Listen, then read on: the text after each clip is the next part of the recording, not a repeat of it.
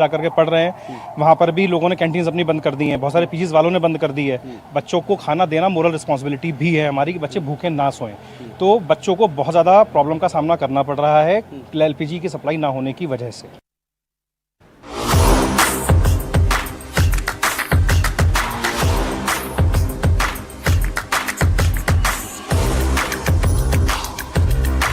This is India's #1 news network, and you're watching News9, English news as it should be. इस खेल में अब खेला होगा, हर नहले पे दहला होगा। ये बड़ा है, स्टेज बड़ा है, पूरा भारत साथ खड़ा है। साथ खड़ा है, गेम बड़ा है। Dribble like a rap, pass, pass, pass, pass, pass, setting up the trap. Kick it hard in the ball. Chuck, there for the ball. Chuck there for the ball. Chuck there for the ball. Chuck there for the ball.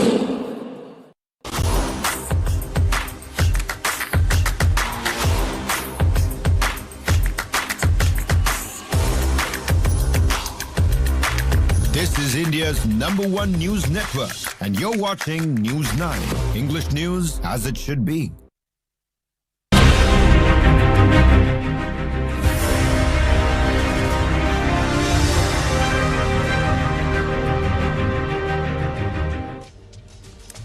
Hello and welcome to News9, and you're watching On Point. I'm Sneha Koshi, and we have 4 On Points lined up for you today. On Point 1, can Donald Trump's coalition of navies work? Is this Trump sharing the security burden or sharing the risk? For Iran, will this be deterrence or provocation?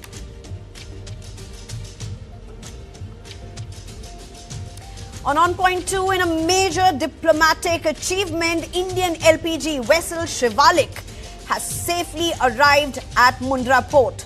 Major relief for India amid LPG crisis. But what does this mean for the ever-changing geopolitics and India's LPG supply?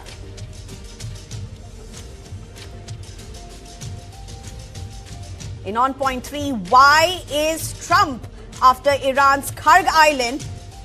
Could Kharg Island become the next major flashpoint in Iran war, especially if Trump has said he may send troops to capture the crown jewel of Iran?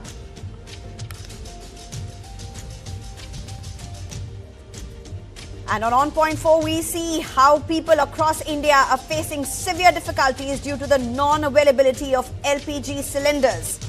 News9 brings you ground reports, your voice amid the crisis. First, the headlines. India evacuates over 550 nationals from Iran. Jaishankar thanks Armenia for facilitating land border transit. Political war over LPG crisis escalates. Bengal Chief Minister Mamata Banerjee stages protest march in Kolkata.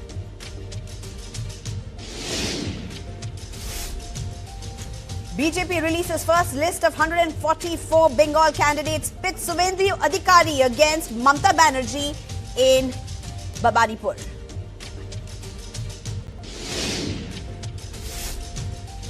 BJP releases first list of 47 candidates for Kerala Assembly elections. State President Rajiv Chandrasekhar to contest from Nema.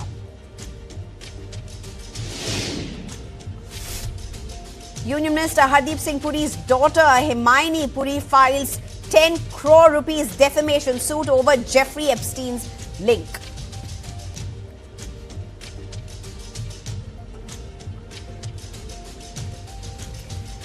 Well, ladies and gentlemen, our first On Point. What's really happening with Donald Trump as he calls for a coalition of navies? As the war between the United States, Israel and Iran intensifies, the Strait of Hormuz is at the center of a global security debate.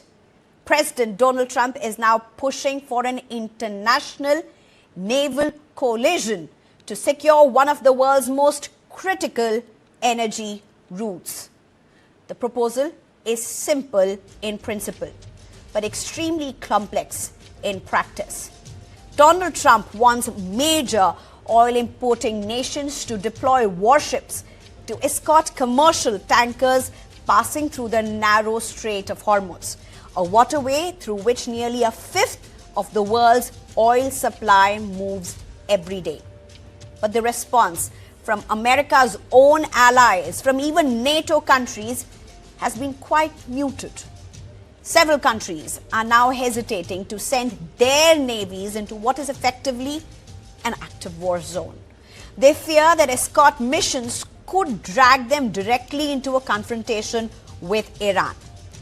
Well, could this be a deterrence or provocation? That's one aspect that we're really going to be looking at. But Trump says countries that depend on Gulf energy must also help protect the route. Probably heard in Iran, very strong results militarily, results. We're talking to countries about policing the straits, because they are the ones, we don't get oil, very little, 1%, 2%. And China, as an example, gets about 90% of its oil from the Hormuz Strait. And nice to have other countries police that with us. And we'll help, we'll work with them. Militarily, as far as I'm concerned, we've essentially defeated Iran. I guess they can have a little bit of fight back, but not much. Not much. We've taken out their air forces, we've taken out their air defense. There's no air defense whatsoever. We've taken out their leadership times 2 or 3. Might be 3. We'll find out soon.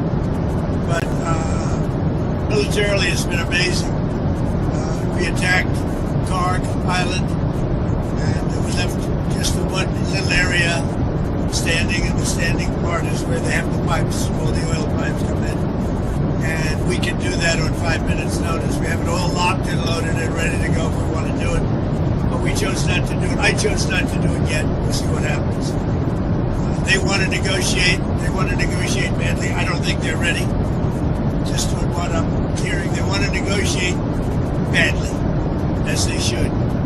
But I don't think they're ready to do what they have to do. But I think they will be ready at some point. But we're doing very well with respect to that whole situation in Iran. We are talking to other countries about. The truth is, even long-standing allies are taking a very cautious approach. Japan, one of the world's biggest energy importers, has made it clear that it is not rushing to deploy naval forces into the Gulf. Tokyo says it is still assessing the situation and the risks involved. China has gone on to say it is still assessing and that all countries are responsible to ensure safe passage. Let's listen into what the Japanese Prime Minister has said. が求められておりませんので、仮定のことにはお答えしにくうございます。日本政府として必要な対応を行う方法を現在検討中です。もちろん日本の法律の範囲内でございますけれども、どのように日本関係船舶およびその乗員の命を守っていくか、何ができるかということを検討中でございます。Well, Germany says this is not our war.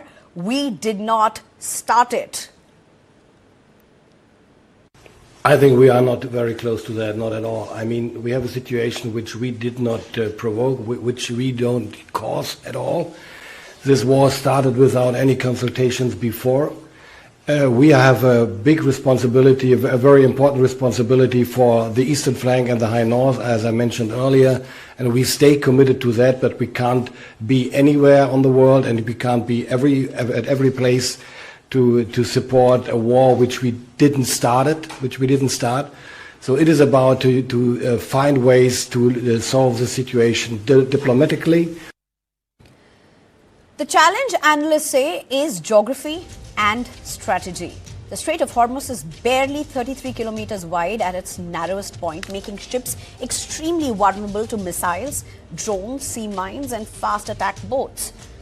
Iran has spent decades preparing precisely for this kind of asymmetric naval warfare in the Gulf, which means even a large multinational naval coalition could find it extremely difficult to guarantee safe passage. That's just one part of it. The cost and the threat is the other. So the big question really is, can Donald Trump build a global coalition to keep the Strait of Hormuz open? More importantly, is this really sharing security threats or the risk assessment? I'm being joined at this point by Meera Shankar, the former ambassador to USA, Commodore Anil Jay Singh, who's a vice president, Indian Maritime Foundation, also Air Commodore Ashminder Singh Bahal, who's a defense and geopolitical expert. Thank you very much, all three of you, for joining me. Well, straight to you, Meera Shankar, who would know the heart of United States, the spirit and mind better than you at this point? A very simple question that I want to ask. Is this Donald Trump trying to mitigate or share the security threats, or is he trying to really share the risk at this point? I think it's a question of sharing the risk at this point, because the Strait of Hormuz is closed and very few ships are getting through. Iran has said it'll allow Chinese ships to load and pass through the straits. Iran has allowed 2 Indian ships to pass, but has insisted that it's not a blanket permission for Indian ships and that India will need to negotiate for each vessel that it seeks, safe passage for. But, the Europeans, Trump's greatest concern is that the price of oil is going up. It's over $103 a barrel. And that hits him politically in the United States. Because a major plank of his political platform was that he's going to reduce the price of goods and lower inflation, and that he'll do it, immediately. But if oil rises significantly for a substantial period of time, then Trump's platform gets skewed. As it is, polls show that almost 60% or more of Americans do not support the war. So then, he faces difficulty. So keeping the Strait of Hormuz open, he also has said, is not really his responsibility, because he gets hardly any oil from this region. It's the countries which get the most oil which should assume responsibility. But the point is that his NATO allies are worried. As the German foreign minister said, this is not a war that they started, and they can't suddenly be told to become parties to it and bear the consequences of the action which they have not taken. Secondly, there's very tenuous basis in international law. It's for what the Israelis and the Americans have done, because they just went in, even as talks were going on and on the nuclear issue, and were making progress. So they didn't either consult their NATO partners, they didn't have any NATO resolution, there was no resolution from the UN, and it's only as an afterthought that they said, we attacked Iran because otherwise Iran was going to attack us. Now, there's no evidence that Iran was going to attack, because they were engaged in constructive talks at that very moment. I think the other major concern for European countries in particular is that this deflects attention away from Ukraine. And America, as it is, has been weakening its support on the Ukrainian front.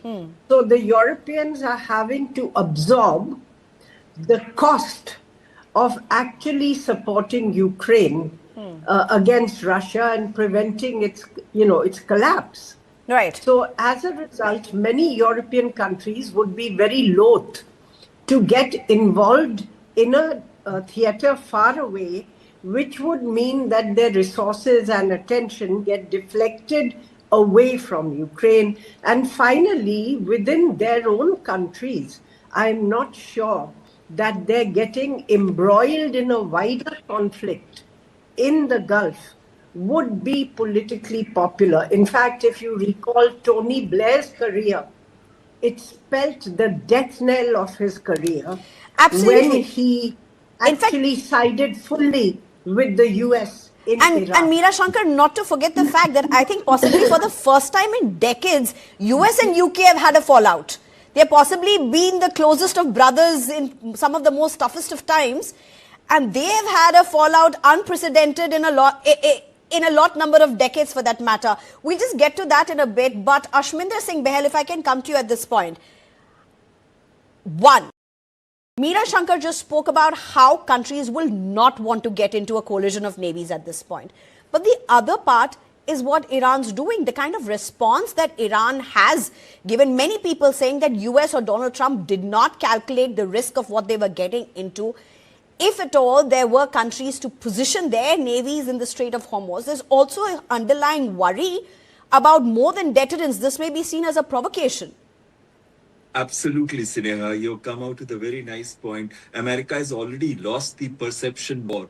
And the aura of invisibility that America had, wherever it went, that just go and get inside, pick up a president and bring him back to America. That kind of a feeling is gone from the world. From the world, people used to expect America to be the stabilizer, to be the protector. That is not happening now. And most of the countries which are part of the NATO, they have suffered his America First policy, his allies being treated like dirt and calling names to even stammer, and many other, even Macron or other leaders, world leaders. So they are not very keen. There is a coolness about them. But the most important aspect is the worry that if it provokes and if they actually send their own vessels there, like 2 frigates can come from France, but it is only for Aspides operation. So probably it may get more limited to the Red Sea than anywhere else. Now, what even Germany has said, no going to Straits of Hormuz. So what I want to highlight here is why are people worried? Europe's 3.8% oil and gas only comes from Straits of Hormuz. So they are not affected. Then who is affected? China, 38%. And China is already getting a free passage. India, 40%. India is getting a free passage. The two countries that get very badly affected are Japan, 68%, as well as South Korea, and also Pakistan and Bangladesh and smaller countries. They're getting very badly affected. But last thing I want to say on this is that the Straits of Hormuz, which is just 33 kilometers wide, has a proper area to carry out their asymmetric naval warfare strategy, where you have 3 islands called Keshem, Hormuz and Larak, which are just 2.5 kilometers to 18 kilometers from Bandar Abbas, which have underwater tunnels where you have 12-meter tunnels, and from drone aerial warfare to ballistic missile, to like Fatah, to cruise missiles, to underwater drones, to drone boats, to the mines which are prefabricated mines, as well as fast attack crafts which are at Larak. So when you have swarms of this coming in, whichever armada may be coming, it doesn't have maneuvering space. With the coastal batteries opening up, there'll be large-scale death and destruction of the system. So you have to either suppress the system, which is extremely tough to do it in a short period of time. And when they start doing it, even then, even if you remember Afghanistan war, one person with a shoulder-fired weapon could keep the Russian helicopters away, which carried troops from one place to another. So it is going to be something like that, and America knows, and that is the reason why even when it is getting USS Tripoli, he is not very keen to go through these 3-island chain. So even if he occupies Kharg Island, the Straits of Hormuz still remain closed. And Kharg Island is only the economic vein of Iran, and then it crosses the red line and Iran unleashes terror in all the Gulf countries. You know, Ashminder Singh, where you just mentioned about the fact that how US seems to be losing the battle of narratives or perceptions, as it were. Donald Trump has repeatedly said that the military of Iran has completely been destroyed, the navy has been destroyed whatsoever. If for whatever he is claiming, the fact is now you have the Sajal missiles which have been launched, the dancing missiles, as it were, many saying it's being launched for the first time perhaps in this whole battle. For whatever it is, for a country like US to claim that Iran is completely destroyed, let me get in at this point, Commodore Anil Jai Singh. You're the vice president for the Indian Maritime Foundation. How much of this, of what's happening in Hormuz, can really be controlled by navies in an era where it's about diplomacy and geopolitics? India clearly showing the way. You know, this whole, thank you for having me on your show, but this whole issue now is about this coalition that President Trump wants to create and the hesitation on the part of the countries he has requested to become part of any such coalition to escort ships from the Hormuz. Because as the German foreign minister clearly said, it's not their war. They were not consulted before it was started. And the problem with President Trump, as I see it, is firstly, he went into this war without an end state. Nobody knew what he wanted at the end of the war. He just went into the war. But the kind of statements he's been making, despite it's quite evident that America needs help with the Straits of Hormuz now. They are really at the wit's end as to how to control the Straits of Hormuz. And they know that notwithstanding the fact, as he says, that we only take 1% of oil from here, China takes 90%.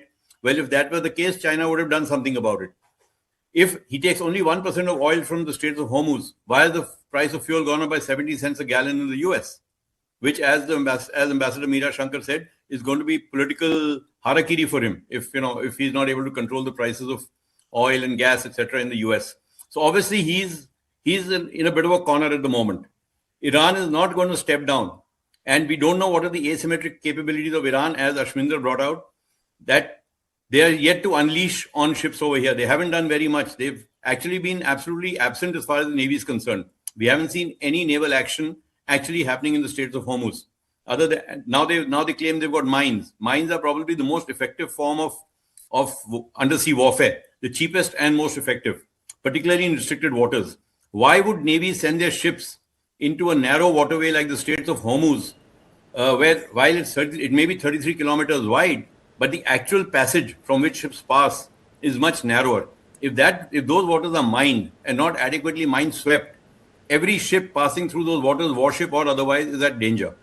So there is always a risk of unintended escalation happening. Okay. And then, controlling this escalation matrix will become a very big challenge for any of the countries who get involved in this. Iran could play their cards very smartly. Keep letting the countries which are really dependent on oil continue to get their oil, like Harshminder said, India, China, perhaps Japan. None of these countries would join any coalition then. So, Iran can play its cards very smartly. It's got a chokehold on the Straits of Hormuz at the moment. Iran, Meera Shankar, the last word from you at this point, Meera Shankar. Is this just one of those calls from Donald Trump which really is not going to see the way through? I mean, coalition of navies or countries bringing their navies forward to some difficult terrains to safeguard their vessels is not a one-off thing. It's happened in the past. But for what Trump envisions to be a coalition of navies, is this nothing but just him washing off his hands after starting what many countries did not want to happen in the way it has? Look, we don't know what the final NATO response is going to be because they are consulting with each other on the best way to respond. Right. So if you see what Prime Minister Starmer has said and his energy minister also, basically that they are looking at ways in which they can help in consultation with their allies, including by sending mine sweeping or mine attacking drones. And also looking at the possibilities of de-escalation. Now that is important. When they are talking about securing the Straits of Hormuz by de-escalating the conflict, or at least exploring the possibilities of de-escalation. Right. I think that is the best way to secure the Straits of Hormuz. All right. And de-escalation will happen only when the US and Israel, who started the war, unilaterally say, now we've achieved our objectives, we are, pulling our forces back or pulling our military action back. They can do it. Okay, but I think that's one thing that we are very far off from now. As of now, you even have Netanyahu say something very contradictory to what we are expecting him to say today. But thank you very much, all of you, for joining me. Meera Shankar, Commodore Anil J. Singh, and Air Commodore Ashminder Singh Behel. Thank you so much for joining us. Well, on point 2, in a major diplomatic achievement, Indian LPG vessel Shivalik has safely arrived at the Mundra port. Major relief for India amid the LPG crisis.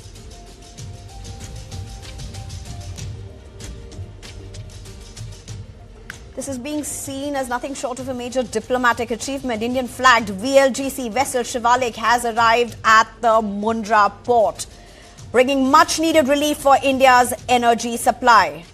The development comes at a time when global energy routes are under strain, with tensions and conflict in West Asia disrupting shipping through the strategic Strait of Hormuz. The vessel Shivalik is carrying nearly 40,000 metric tons of LPG, enough to fill around 28 lakh domestic cooking gas cylinders across the country at a time when India has been facing LPG supply pressures amid the war. The arrival of this cargo is being seen as a significant boost to the country's energy security. Let's just look at how really experts are looking at this. I'm being joined at this point by Commodore Anil J. Singh. Again, thank you very much, sir. Commodore Anil J. Singh is the Vice President for Indian Maritime Foundation.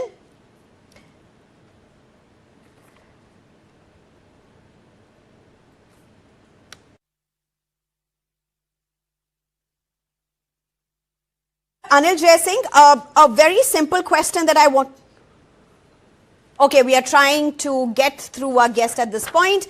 But on your screen, ladies and gentlemen, you have Shivalik that's reached Mundra port for what it is being seen as a huge diplomatic win for India.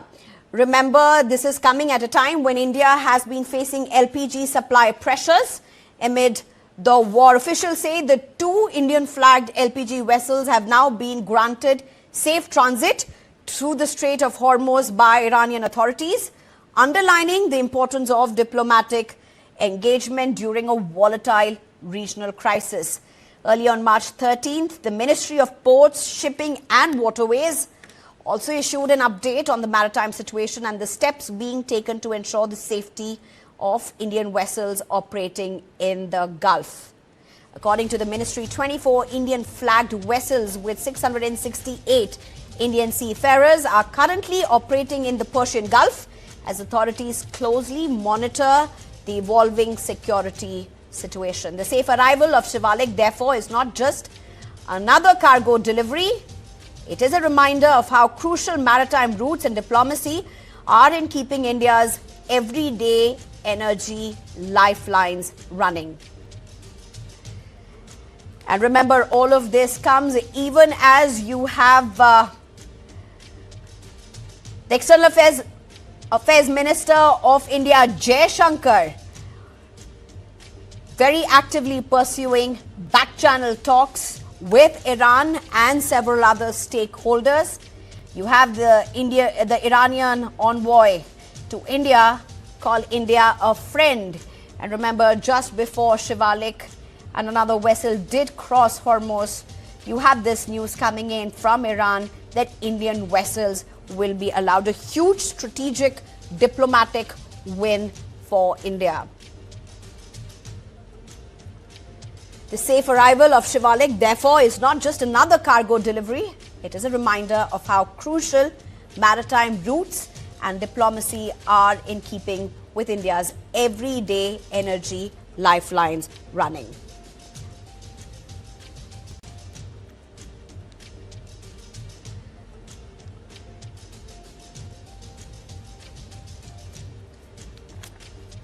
And I'm being joined by Commodore Anil J. Singh, who's a Vice President for Indian Maritime Foundation, thank you so much for joining us again. Just put this in perspective for us, sir. So you have the External Affairs Minister who very clearly said that we are in talks with all stakeholders. We are in talks with Iran. You have Iran calling India a friend in these times of crisis.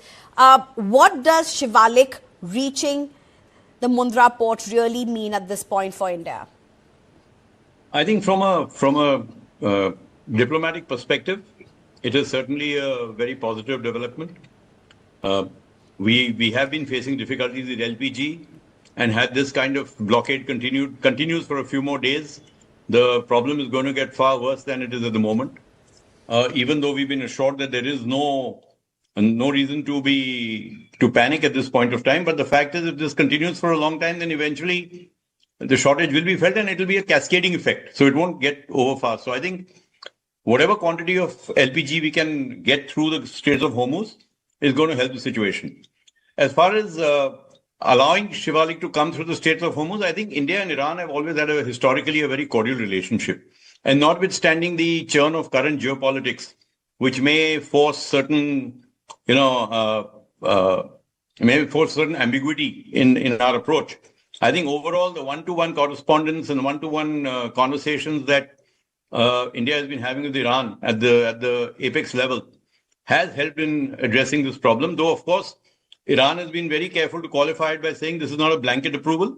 We will deal with it on a case-by-case basis. So they've kept a little bit of leverage available with themselves, even though they've allowed the tanker to go through. And I think the smart thing that Iran can do right now is that countries which are not quite wanting to engage in this conflict, if Iran allows them to let their energy pass, then the chances of President Trump being able to effectively cobble together a coalition become that much slimmer. Countries will not want to get involved in a conflict if they feel that their own supplies are not threatened in any way. And, because again, the more this conflict escalates, the more chances there are of oil supplies getting disrupted. That's true. So it's in everybody's interest to keep that to the barest minimum. Yes. Particularly countries in Southeast Asia and East Asia, China, Japan, South Korea, Australia, who are very dependent on Gulf oil, and India also, along with other South Asian nations. Yunus, I want to ask you a question. We're totally out of time, but just a minute more possibly to you, Commodore. It's not just about oil. Of course, oil is at the heart of it, but there's also a lot of other shipments, cargoes that really take the course of the Strait of Hormuz, for that matter, whether it be medical emergency supplies, essential drugs for that matter, a lot of these things as well. So diplomacy really the way forward more than the military might, particularly for countries like India who are balancing and walking a very thin line. I absolutely agree with you on that. This is the best. I think we've taken a very mature approach towards this whole thing. And in any case, it's not for us to get involved in this conflict in any way. We neither are a NATO ally, nor do we have any sort of axe to grind with Iran individually as a nation. So why should we get involved in something that is of somebody else's making? Yes, if you notice President Trump's language even now, despite the fact that he's being pushed into a corner in the Strait of Hormuz, is very aggressive. We take only 1%, the others take 90%, I demand a coalition. The kind of word, he still continues to assert himself very forcefully to kind of say that, I'm almost doing you a favor by asking you to become a part of this war. So I think that's something we have to be careful just one part also contradictory at so many levels. But thank you so much, Commodore Anil Jay Singh, for joining us with this, an important diplomatic win for India. In On Point 3, why is Trump after Iran's Kharg Islands? And is this yet another major flashpoint in this war, especially if Trump has said he may send troops to capture the crown jewel of Iran? Well, but first, a very short break.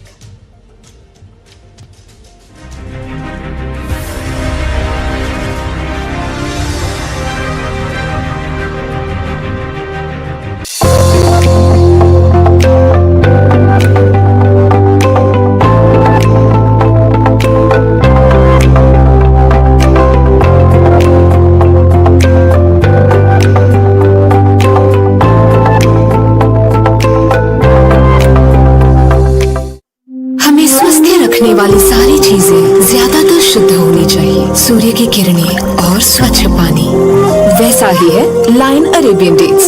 और अब line लाइना dates. इसमें fibres और vitamins भी कुदरती हैं, जो देता है स्वास्थ्य भी कुदरती। Lion Lina Premium Dates. Someone to bring your vision into reality. When human vision meets artificial intelligence, storytelling enters new territory. Two distinct categories: brand films, short films, evaluated by the best of the best. Seen by those who shape the industry. Rewarded with a 10 lakh rupee prize pool. Celebrated at What India Thinks Today, Delhi. AI Squared Awards, where artificial intelligence meets artistic imagination.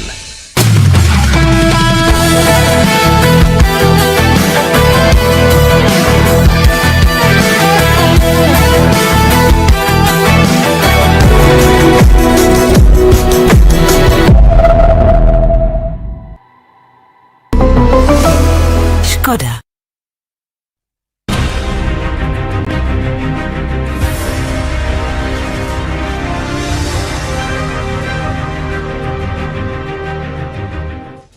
Welcome back. The spotlight is shifting to a very small island in the Persian Gulf that could shape the future of the Iran war, and we're talking about Kharg Island. This island is not just another patch of land, it is Iran's oil lifeline. Most of Iran's crude exports pass through Kharg before being shipped across the world, which means any strike on Kharg does not just hurt Iran's economy, it sends shockwaves across global energy markets. Kharg Island is a small rocky outcrop just 15 nautical miles off the coast of Iran. Despite its size, it is one of the most critical pieces of Iran's energy infrastructure. The US striking this small but vital island in the northern Gulf is almost like going for Iran's economic jugular vein.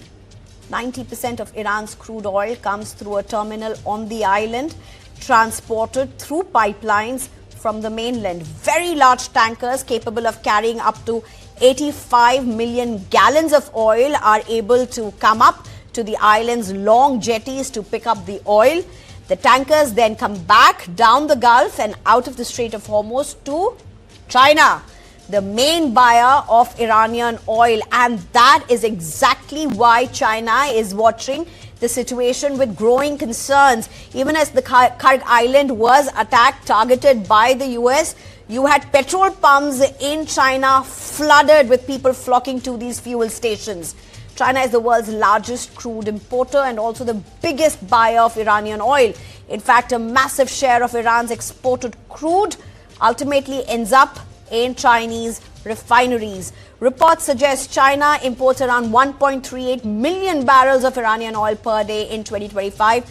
That makes Beijing deeply dependent on the flow of oil coming through Kharg Island. So, when the United States targets or threatens Iran's main oil terminal, the impact is not just limited to Tehran. It threatens supply chains, pushes oil prices higher, and directly affects China's energy security. Reports suggest that US President Donald Trump is weighing the possibility of seizing Iran's Kharg Island. However, such an operation would require US troops on the ground, raising the risk of Iranian retaliation against oil facilities and pipelines across Gulf countries. And the big question, if the conflict escalates further, how much of stakes could Kharg really hold in the battle of narratives? I'm being joined by Ujjwal Singh Bhatia, who's a former ambassador to WTO, Major General Sudhakar Ji, who's a defense and strategy expert, as well as Professor Swaran Singh, who's with the School of International Studies in JNU. Thank you very much, all three of you. Well, first, straight to you, Professor Swaran Singh. Is this about oil for you? Is this about China for you? Is this about Iran for you? Is this about US doing a completely wrong calculation at its front? What are we really looking at when Donald Trump says we're going to seize the crown jewel of Iran? I think, Sneha, all four things are connected and right. There is, of course, ultimately a kind of competition between China and United States where capturing maximum oil is a strategy that President Trump is adopting because China is enormously dependent on oil. And Iran is an unusual, not just a resource for energy, but a strategic partner as far as China is concerned. So that makes partly, Iran also a target, which also is target for many other reasons, for regime change, for nuclear weapon program, and so on. Fundamentally, what makes Kharg now the focus, I think, is a larger change in war fighting strategy on both sides. Initially, trying to do massive strikes, assuming that other side is going to capitulate in response. So United States had massive strikes on Iran. Iran opened up the war to the whole region. Now both sides are adopting calibrated strategy where Iran is, for example, making public announcement that it's not going to attack neighbors unless attacks come from those destinations into Iran. And now also, saying Hormuz is open to everybody other than two countries, therefore denying President Trump opportunity to build global coalition, and we notice other countries are showing reluctance. Likewise, I think Kharg is becoming important focus where you notice the strikes only happened on military targets, 90 military targets, leaving the lifeline, as you mentioned, of this being the hub of oil exports intact. Again, creating incentives and anxieties for Tehran. So, that's true. Carefully calibrating selective weaponization of attacks and assets is what we are seeing now, and that is likely to continue for several more days, I suppose. Major General Sudhakarji, come in. We'll take it from where we've just had Swaran Singh leave it. A very simple thing. So you have had US saying that there have been precision strikes on 90 military establishment. And then you have a tiny part in this Kharg Islands which still stays standing. At least that's what Iran claims at this point. And that's where you have bulk of these oil pipelines and so on and so forth. Now, here's a very simple question. Netanyahu has gone ahead and said today, US or we are not interested in invading Iran. On the other hand, you have Donald Trump saying, we're going to seize the crown jewel of Iran. Contradictory statements. How much of this is really towards foot on the ground, boots on the ground, because it's going to change the entire war front for that matter? Good evening, Sneha. Thank you for inviting me for your show, and must compliment you for framing the question very well. It's been more than adequately researched, and you have put the finger on the major issue. The response I have for this question is, first and foremost thing, we have to understand the bigger picture. The bigger picture is not what we think it to be. The bigger picture is, for the first time, the national security strategy, which was oriented towards making China as number one enemy, has taken a sudden and a clean departure from that orientation, and appears to have given a free hand to China to do as you like for capture of Taiwan. Disregarding the TRA 1979, they may not have referred to the way I am expressing, but the expressions are indicative of that. But they have also indicated that you please reduce your dominance, do not continue with the activity across the